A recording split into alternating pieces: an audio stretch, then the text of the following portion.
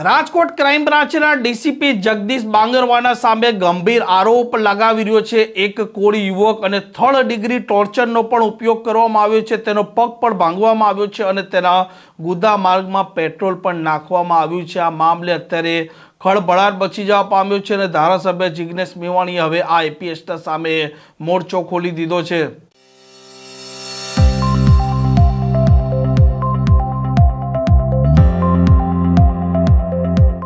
નમસ્કાર, આપ જોઈ રહ્યા છો હોટલાઇન ન્યૂઝ અને હું છું આપની સાથે તોફિક ગાંચી। રાજકોટ પોલીસ અને ક્રાઇમ બ્રાન્ચ અત્યારે ગંભીર ચર્ચામાં આવ્યા છે અને ગંભીર આરોપ એક કોળી યુવક લગાવી રહ્યો છે અને તેનું કહેવું છે કે એક સામાન્ય અરજીના આધારે તેને ઉપાડી લેવામાં આવે છે, તેને ઊંધો લટકાવવામાં આવે છે, 150 પટ્ટા માર્યા બાદ તેનો પગ પણ ફ્રેક્ચર કરવામાં આવે છે અને તેના ગુદા માર્ગમાં પેટ્રોલ પણ નાખવામાં આવે છે। અને આ સુરેશ વડેચાના આરોપ બાદ કોળી સમાજ પોતે પણ અત્યારે આક્રોશિત છે અને જે પ્રકારે બગદાણામાં કોળી સમાજ આક્રોશિત થયો હતો તેવી પરિસ્થિતિ હવે રાજકોટમાં ઊભી થઈ રહી છે અને ધારાસભ્ય જિગ્નેશ મેવાણીએ ફરી એક વખત આકરા તેવર અપનાવ્યા છે।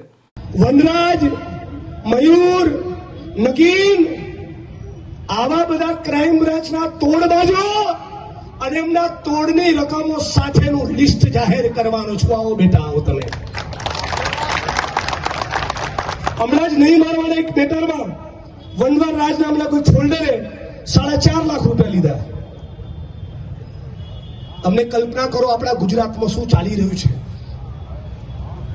એક કોળી પટેલ સમાજના યુવાનના ગુદામાં એક આઈપીએસ અધિકારીની સામે એવો આરોપ કે એના ગુદા માર્ગમાં પેટ્રોલ ભરી દીધું પિચકારી મારીને, અને પણ 2 વખત। અને એનાથી પણ ખતરનાક વસ્તુ ગઈકાલ રાત્રે મને એક માણસે ફોન કરીને જણાવી, એનો ખુલાસો આવનારા દિવસમાં કરીશ।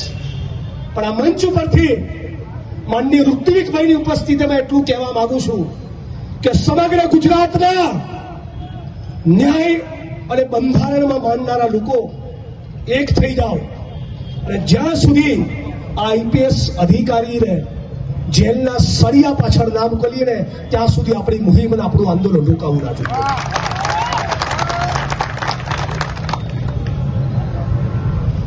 આજે સાથીઓ આપણી સામે એક પડકાર છે। 28 વર્ષથી ભારતીય જનતા પાર્ટીનું આ શાસન અને ગુજરાતની તમે હાલત તો જુઓ। એક જિલ્લાનો એક તાલુકો બચ્યો છે, એક ગામ બચ્યું છે જે દારૂના અડ્ડા ના હોય। એક ગામ નહીં, એક ગામ નથી, એક તાલુકો નથી બચ્યો। એક એસપી મહિને 25-50 લાખથી 5-5 કરોડ રૂપિયા સુધી કમાય છે એવા ગુજરાતમાં જ્યાં 100 માંથી 40 બાળકો કુપોષિત છે। મને તો ઋત્વિકભાઈ ઘણીવાર એવું કહેવાનું મન થાય કે તમે તમારા પાપની જે કમાઈ કરો છો એ પાપની કમાઈના, ધારો કે કોઈ મહિને 2 કરોડ કમાતું હોય એસપી, એ પાપની કમાઈના 10% એટલે 20 લાખ રૂપિયા પણ એ જિલ્લાના બાળકોના શિક્ષણ કે કુપોષણ દૂર કરવા માટે વાપરતો હોય ને તો કદાચ તમને 2 માણસ વખાણે। પણ દુઃખ સાથે કહેવું પડે છે કે ગુજરાતમાં મહિલા એસપી જે મહિલા છે અને જિલ્લાના પોલીસ વડાનું પદ સંભાળે છે અને એ જે મહિને 1 કરોડ, 1.5 કરોડ, 2 કરોડ, 3 કરોડ કમાતા હોય છે, તોડબાજીમાંથી, જમીનની ડીલોમાંથી, સરકારની ચાપલુસી કરી, નેતાની ચાપલુસી કરી, દારૂ, ચરસ, ગાંજામાંથી એ 2-5 કરોડની કમાણીના 10-15-20% પણ મહિલા એસપી પણ એ જિલ્લાની દીકરીઓને માસિક સ્ત્રાવમાં સારી ક્વોલિટીનું સેનિટરી પેડ લઈ આપવા તૈયાર નથી। આ પરિસ્થિતિ છે સાથીઓ। લાંબુ નથી કહેતો, તમે બધા જ સમજદાર છો। તમે મારા મોટા ભાઈ લલિતભાઈ વસોયાની મહેનત, નિષ્ઠા, પ્રમાણિકતા અને એમના સંઘર્ષના મારાથી પણ વધારે મોટા સાક્ષી તમે છો। તમારી જવાબદારી છે કે આવા મજબૂત, નિષ્ઠાવાન સાથી, નેતા, આગેવાનને સાચવવાની જવાબદારી એ તમારી છે। એટલે હું ઈચ્છા રાખું છું કે તાલુકા, જિલ્લા પંચાયતની ચૂંટણી તો ખરી જ, એમાં તો ઉપલેટા રંગ રાખશે જ, એમાં તો કોંગ્રેસનો ગુલાલ ઉડશે જ. પણ 2027ની ચૂંટણીની અંદર પણ લલિતભાઈ જેવા સાથી એ ફરી એકવાર ગુજરાતની વિધાનસભામાં આવે, જો પક્ષ એમને ટિકિટ આપે તો મને આનંદ થશે. મને આનંદ થશે એ વાતનો કે ઉપલેટાની જનતાએ એમની મજૂરીનું વળતર ચૂકવ્યું. છેલ્લે એક જ વાત કહીને મારી વાણીને વિરામ આપું છું કે ઘણી વાર આપણને એવું લાગતું હોય છે આ બ્રિજ છે ને એ બહુ ભંગાર બનાવ્યો છે. ઘણી વાર આપણને એવું લાગતું હોય છે કે આ રોડ છે ને એ બહુ ભંગાર બન્યો છે. ઘણી વાર થતું હોય કે હોસ્પિટલમાં સાધનો નથી અને સાધન હોય તો ડોક્ટર નથી. ઘણી વાર એવું થતું હોય કે સરકારી શાળાઓ ખોટી બંધ થઈ રહી છે, સારી ક્વોલિટીની યુનિવર્સિટી કે લાઇબ્રેરી નથી. આ બધું જોઈતું હોય ને તો પહેલા શું કરો કહું? પહેલા તમારા ગામમાંથી ચરસ, ગાંજો અને દારૂના અડ્ડા બંધ કરાવો. કેમ ખબર છે? એટલા માટે કે ચરસ, ગાંજો, દારૂ અને ડ્રગ્સનો કાળો કારોબાર એ બંધ કરાવવા માટે તમારામાં જે હિંમત જોઈએ ને એ હિંમત તમારામાં એકવાર આવી, બાકીનું તો તમે જાતે કરાવી લેશો.